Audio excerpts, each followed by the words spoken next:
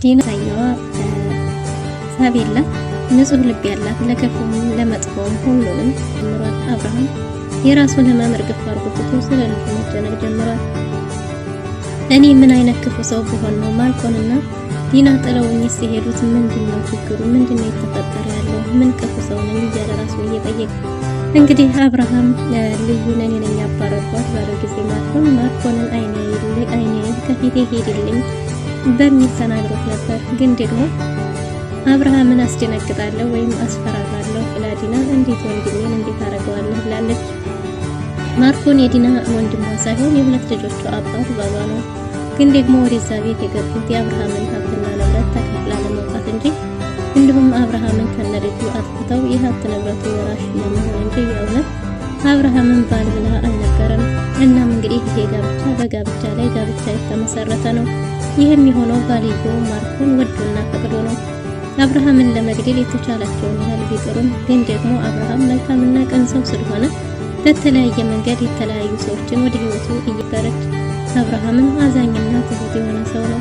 ስለዚህ እነዚህን ሰዎች በምን አቅሟ መጉዳት ትችላለች?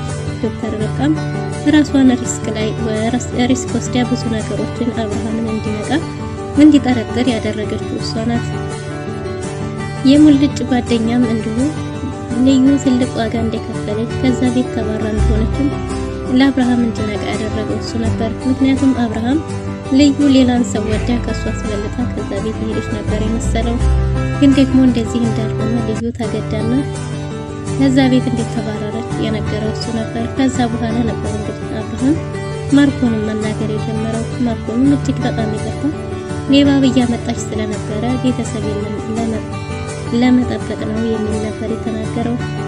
ግን ደግሞ በዚህ ሁሉ መሃል አሁንም ቢሆን ትልቅ ዋጋ እየከፈለች ያለችው ልዩ ነበረች። ልዩ ምናልባትም በማርኮን ሀሳብ ብትስማማ ኖሮ ይሄ ሁሉ ግፍና በደል ላይደርስባት ይችል ነበር። ግን ደግሞ ልዩ አብርሃምን ለመጠበቅ የተቻላትን ዋጋ ትከፍላለች። ይኸውም ነፍሷን አስይዛለች። ምክንያቱም ያላደረገችውን አድርጊ ብትባልም እኔ ያላደረኩትን አድርጊ ክብሬን ከማወርድ በክብሬ ብሞት ይሻላል ብላ የማርኮን ቅጣት ተቀብላለች። ማርኮን አሁን ከሚስቱ ጋር ቤት ልጆቹ ጋር ሄዷል። ግን ደግሞ እነሱ የሚያውቀው ማንነታቸው ያው በልጅነታቸው የተሰጣቸው ውጤት ነው የሚል ሀሳብ ሰጥቷታል። እናም እንግዲህ ሳቤላ አንቺ ግን በዚሁ ማንነትሽ ልብሽን ሳትቀይሪ የኔ እርግብ እንደ እርግብ የወጥነሽ ኖሪልኝ እያላት ነው። እና ልጁ ሳቤላ ዶክተሮቹ ስለኔ የሆነ ነገር ያሉት ነገር አለ።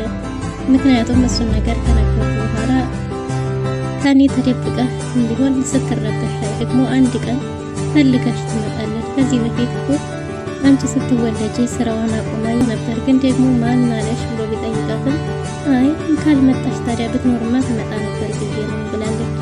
ግን ደግሞ ትክክለኛ ምክንያቱ አይደለም። ከዚህ በፊት እናትሽ አትመጣም ሞታለች ብላ ስለነበረ ዲና እሱን አስተውላ ነበር።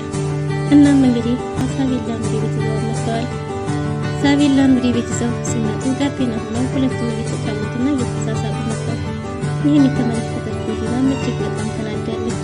ማርኮን ስህተቱ ያንቺ ነው፣ ተረቃን የመሰላጥና እንደዛ ነበር ብቻ የሚመስል ነበር። መልካምስ